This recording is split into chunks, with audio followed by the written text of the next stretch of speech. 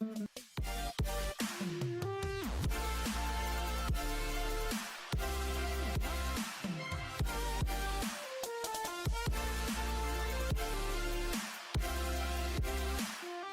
viewer, thank you and welcome to this lesson that we are going to have this time. And majorly we are going to be looking at colonial rule in Africa, whereby majorly our lesson is going to be centered on another group of foreigners that we discussed earlier on, that is the group we call the colonialists. So we are going to have our heading, reading colonial rule in Africa, and there are very important terms here that we must be able to understand as we are continuing going through this subtopic. One, we must be able to know what we mean by colonialism. That is the word colonialism. Here we are saying colonialism is a situation when a powerful country takes control over a weak one, politically, socially, and economically. We can simply say is when a powerful country takes control over a weaker one, politically, socially, and economically. We can also have it the other way around. You would also say colonialism is when a weaker country, this time we would begin with weaker, is when a weaker country is controlled, or we would say is ruled by a more powerful country, politically, socially, and economically. So here we are having the same, just changing it the other way around. I'm sure you're able to have the same definition. Then the other second term is what we call colonialists. Colonialists. When we talk of colonialists, these were the people who came from Europe, majorly to Africa on behalf of their European powers, that we call European countries, purposely to rule. People who came from Europe to rule Africa on behalf of their powerful countries. We shall be looking at these powerful countries in the next minute. 3, we have what we call a colony. A colony is defined as a weaker country which is controlled by another powerful country with the aim of developing it. Here we are having the point, with the aim of developing and granting it independence.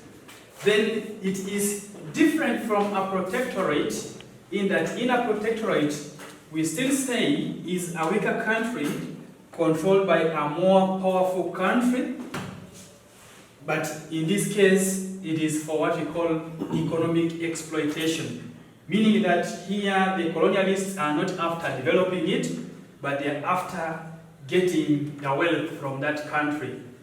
That is what we call exploiting, taking the wealth and the country remains poor. That is in the simplest way we can understand. So that is what we mean. So in East Africa, there are 2 countries that we need to note. One, we always say, like in primary 6, we must have said that Kenya was termed as a colony, whereas Uganda was termed as a protectorate. Reason being, the colonialists in Kenya settled. That's where we talked of the white settlers in Kenya. Do not forget that. Then in Uganda, majorly it was about exploitation.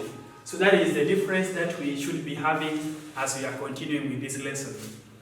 Then the other next term is what we call a mandate.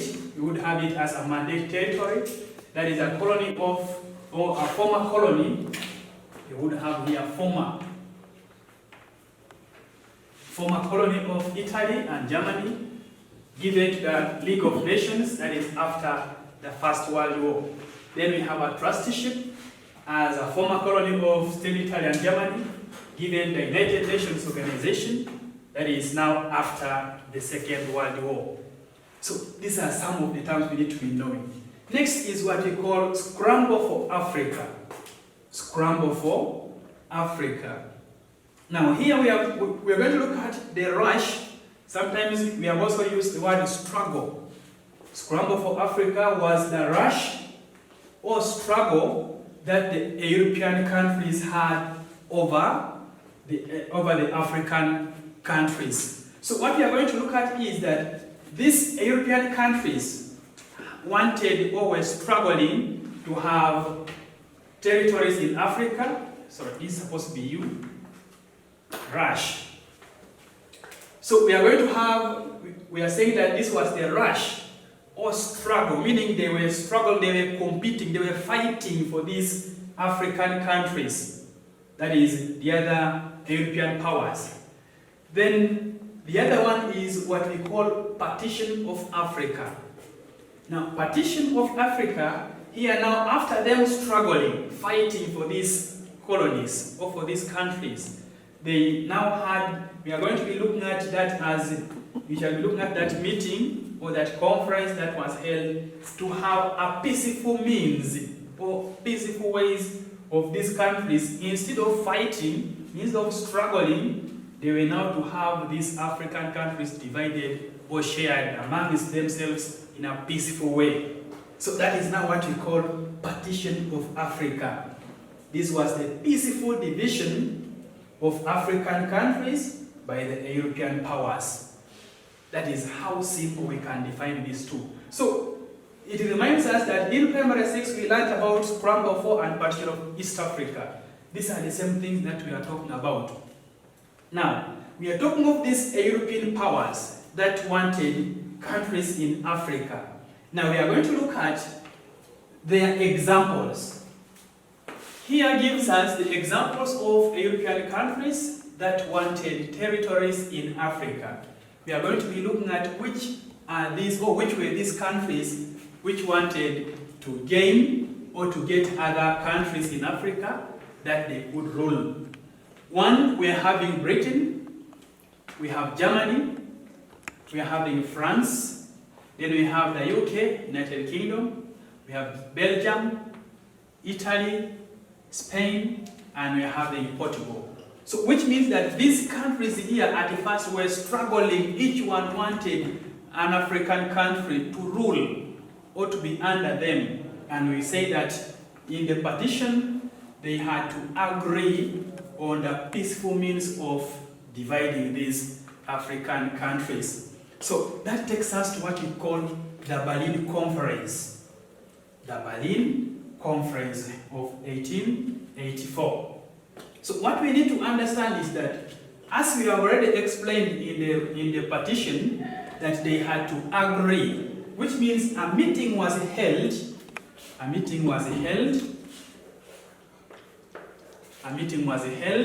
in the capital of Germany, that is in Berlin. They are saying this was a peaceful meeting held in Berlin, the capital of Germany, on 15th November 1884.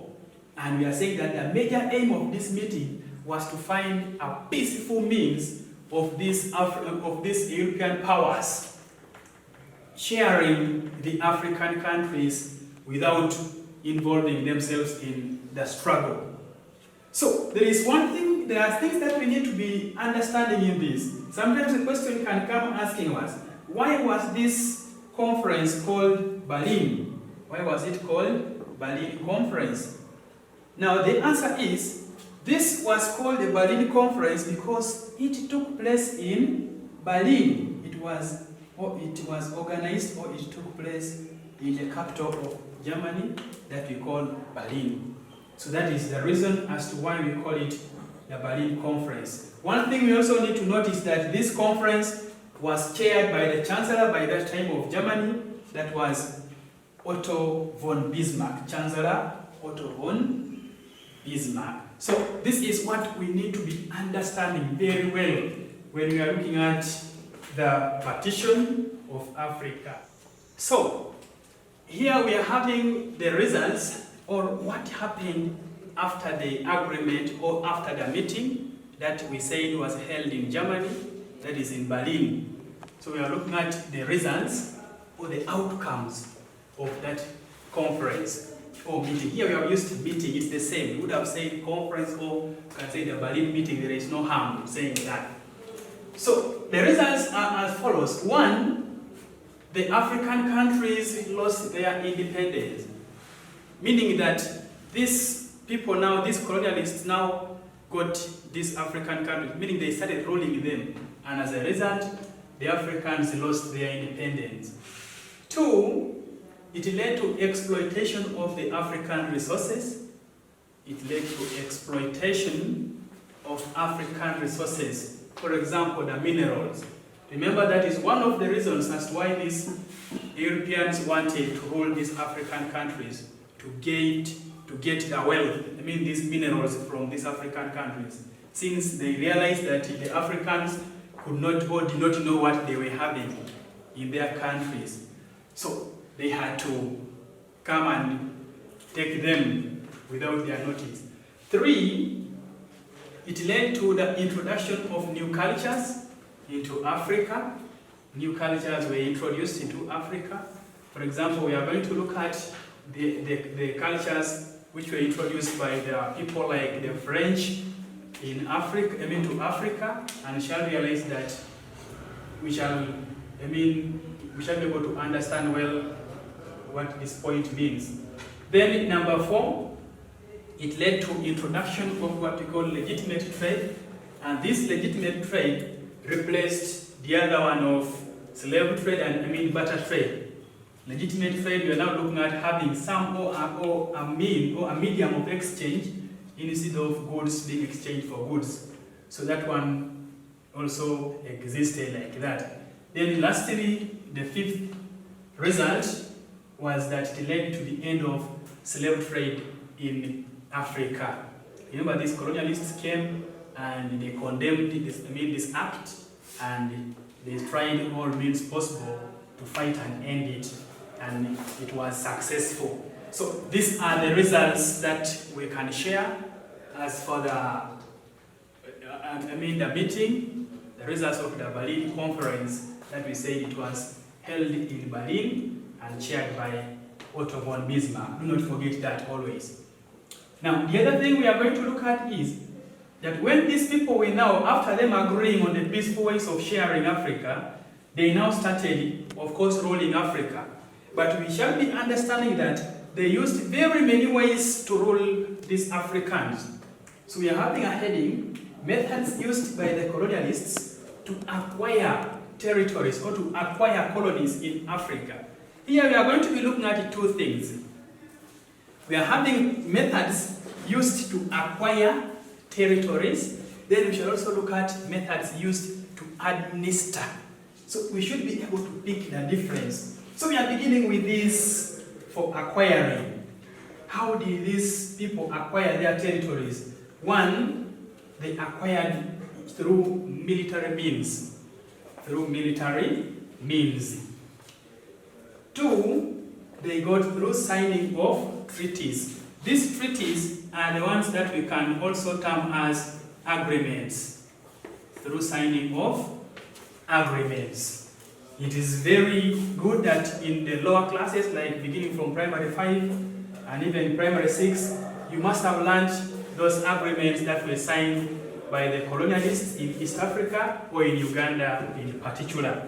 So here now, we are just having a revision on it, remember. Then the other method is what we call divide and rule policy. Divide and rule policy. Then we have using trade companies. For example, in our previous class, we talked about the Imperial British East Africa Company. This was a trade company which was established to administer, to rule East Africa. That is on behalf of the British. So we should also be able to put that in our mind. It was also administered through trade companies, for example, the Ibeco. We also have the other one that we say German East Africa Company. Do not forget that was for Tanganyika, that we now call Tanzania, and this one was for Kenya and Uganda. Please do not forget this. These are some of the examples of the trade companies that we can talk about right now. Then, lastly, we have what we call using African collaborators. Using African collaborators. Here, collaboration means that we had some African people who worked hand in hand with these colonialists, that is to promote their policies. These people, we can also call them the British, let's not be specific, we can just call them generally as the agents, or we can call them colonial agents, meaning the British, I mean these colonialists, talk of the British, the Germans, and the rest, they could also use the local Africans to rule on their behalf. So that is what we can say in this point. Then the other one, like I say, that having understood methods of acquiring colonies or territories, we also need to note that we also have the methods that the colonialists used to administer their rule in Africa. And here we are going to be looking at these three. We are going to be looking at these three. Remember, we learned about these two in the previous classes, and we may not dwell much on that. Our aim of maybe what we need to talk much on, it can be here. So here we have what we call indirect rule, whereby we say this is a method or a system of administration where the British majorly used we have this one done as in using the local agents. The local agents that we have already called the collaborators. We have here signing of treaties involved. So here we are looking at the British were using the local leaders to rule on their behalf. That is what we call indirect rule. To go on discussing a few of the issues here, the British had their advantages or reasons. Why did they use indirect method? Let's first talk about this. Why did the British, because we are mainly looking at the British because they are the ones who mainly used to this. Other people like other colonialists like the Germans, those ones were more of direct rule. So when we come to here, we shall give reasons like one, these British did not know the languages spoken in Africa. Remember, there was no way they could begin dealing with people directly when they don't know the languages. So they didn't know the languages. Then two, they were few in number. They were few. They could not reach everywhere in Africa to be ruling, representing their country. So they had to put there some other people. Then three, they also feared that if they were to bring force everywhere, then people would all maybe connive and they begin fighting them back, and that would give them hard time. So in short, we always say they feared resistance from the locals. And when we talk of the locals, we are meaning the Africans. So that is about this. And lastly, we always say that this method seemed to be cheap to them. It was cheap. Because paying an African, give him some little money, he is very happy compared to employing another colonial person or foreigner. So for us Africans, it was very easy to convince us to give us the little money, and we could remain very happy. That is one of those are the ways, those are the reasons as why they opted to use indirect rule. Then when we talk of direct rule, we shall be saying that this was a system of administration whereby the colonialists used force. This involved the use of force. And mainly, we are going to be looking at areas that had resisted their rule. Areas that had resisted or that had refused the colonial policies. That is now where they had to impose what we call direct rule, meaning they were now going to rule themselves, and in case you were maybe resisting them, they could fight back. For us in Uganda, we cannot talk and we leave Bunyoro Kingdom, where we talk of the Nyangira Rebellion. The Nyangira Rebellion that was staged by Omuka Makabalega. So that was resisting the British policies, and we said they had to fight him back. Remember, we are saying they used force. Like it or not, you have to be under them. So these people would try to stage rebellions, like we have the Nyangira Rebellion. Then we have Mwanga's resistance. Mwanga's resistance, this is for Uganda. So we find that after some time, the king of Uganda, that is Kabaka Mwanga, also tried to resist the British rule, and he was fought by the British. And finally, the two were arrested, him with Kabalega, and they were sent into prison or to prison, that is in the Seychelles Island. That is just a brief history of what we learned in the lower classes. So that is what happened here. So we shall be looking at those communities that had resisted their policies. And also we have these mainly applied by the Germans in Tanzania, that we call Tanganyika. And here we shall say that these ones had their reasons. Majorly we say direct rule was applied mainly by the Germans. The reason being, one, for them they believed in their superiority. They felt they were strong. Even if the Africans would try to resist, they knew they were strong. They had enough manpower to put everything or everyone down. And indeed, when we realize in the previous classes, when we talk of the rebellions that were staged in Africa, for example, we talked of the Maji Rebellion, we talked of the Mau Mau Rebellion, the Hehe Rebellion, and any other rebellions, including this that we have talked about. You will find that at the end of it all these rebellions were defeated by the colonialists. And that would ask another question. Why were the African resistances or rebellions towards the colonialists always defeated? So there, if a question is asking you like that, please talk of points like this unity. This unity, you will find that the Africans were not united. We already said somewhere here that the colonialists could use some local people, that is, some agents from Africa, to rule on their behalf, which means the Africans were not united. So as a result, others were helping the colonialists. Then we talk of the weaker weapons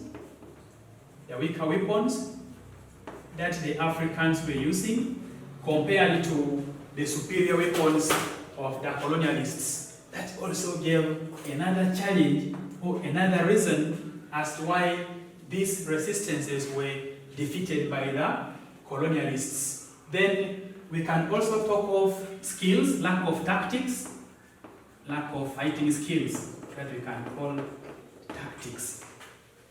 So here you could find that the other ones are well-trained soldiers, they have the skills of fighting. Someone is taking cover and is able to shoot properly. Coming to us, the Africans, someone is not well-trained, just moving in the bush that you are looking for someone to kill, and all of a sudden, you just find someone shooting you, and you go. So that is also another reason that explains why most of these resistances, all of them, let me say, all of them were defeated by the colonialists. So that is what briefly we can share on these two, and I say that we talked about this. That has been just a revision. Our new item to be discussed is on assimilation policy. That is another way the British administered, the colonialists administered their policies. And here we are going to be looking at mainly the French, majorly the French. And before I continue, I must bring to your attention that looking at the African countries, we are majorly having two European powers that got big portions, as in big or very many countries. We have Britain, which got very many countries, and France. So that is how the partition was. So that is just some of the information you need to be having. So here we are going to talk about the French, introducing what we call the assimilation policy. First of all, sometimes the question can come asking you, which group or which colonialists used assimilation policy as a method of administering their rule? I have already answered it. This was used by the French, and majorly this was in West Africa. It was majorly in West African countries. That's why when we were in primary 6 last year, for us we were talking of Uganda, Kenya, and Tanzania. That is mainly East Africa. So we did not hear of this, but it's good that today you are hearing it, and I'm very proud of that. So what is assimilation policy? Here we are saying this was a system of administration whereby the French forced Africans to adopt their language and culture by force. You don't have to say anything on it. Once they say you must do this, it's like a decree. They bring a suggestion which is a policy that everyone must follow. Once again, I read, it was a system of administration whereby the French, or here we are saying, in which the French forced Africans, please note this, the French forced Africans to adopt their language and culture. Then we look at how was this type of administration applied? How was assimilation policy applied? How were they forcing people to adopt their language and culture? One, we are saying that the Africans were forced to copy the French language, meaning that everyone had to speak French in West Africa. By force, like it or not, you don't have a say on that. Two, the Africans were forced to follow the French education system, meaning that there was nothing like maybe learning about African issues and the rest.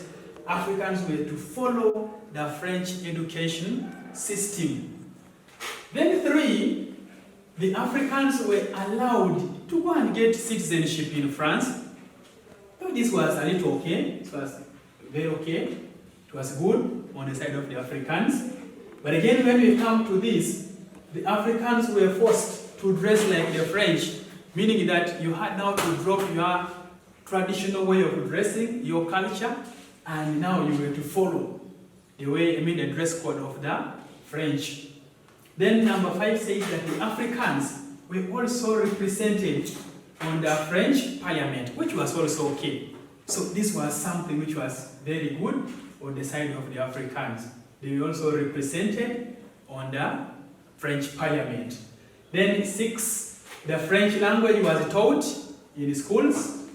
Then lastly, we are saying that the French used their laws to administer those states of West Africa. So that is, these are the ways through which assimilation policy was applied. The other one that we are to look at are the effects. What were the effects? What were the outcomes of this assimilation policy? Number 1, we are saying we have the good effects. Of course, when we talk of the good ones, it means even the negative ones are somewhere hidden that we shall be revealing soon. So, we are having the good effects. We are saying that the Africans were promoted to higher levels of administration or leadership, since we say that they were also represented on the French Parliament. So, they were promoted. We keep on promoting them. And as a result of promoting them, of course, the Africans were able to learn leadership skills from this French. This was something better for them. 3, the West African states or countries developed, or with these colonialists, you will find that they were able to get, since they were paid, they were able to get some wealth, some riches. That is what we are saying, so they became wealthier. Then lastly, we say the new dress code was introduced. Since we said here that Africans were forced to dress like the French, which means that on the effects, they introduced, a new dress code to Africa. These are the good effects. Of course, we are having a new way of dressing. Looks good. So let's look at also the other negative ones. These are the negative effects.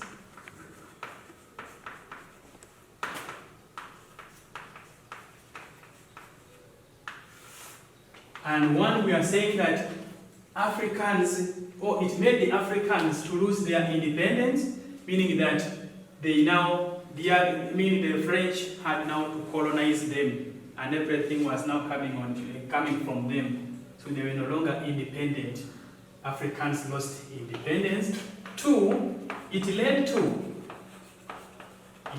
conflicts. It brought conflicts, in that these conflicts could arise between the Africans or amongst the Africans.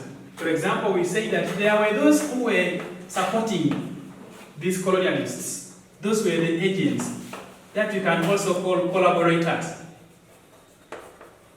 Now, remember that as those ones are collaborating, there are the other brothers of theirs who are annoyed, who are not happy with what they are doing. So you could find that that's how hatred would come in, and at the end of it all, conflicts or wars. So that was another negative effect. Then 3, because of these conflicts or wars, we expect death. We expect death there. Always, whenever there is a conflict, whenever there is a war, we should expect death. Some people have to die in that war. And still, in relation to this war, there is destruction of property. So we are saying it led to destruction of property. It led to destruction of property. For example, crops and houses and the rest, as these people are fighting. Then also, some people were tortured, they were in prison. So we can say it led to imprisonment. It led to imprisonment of some Africans. And here we are majorly looking at those who could fight or who could try to resist the French rule or the French policies. They could torture them, they could imprison them, they could beat them, and any other form of torture.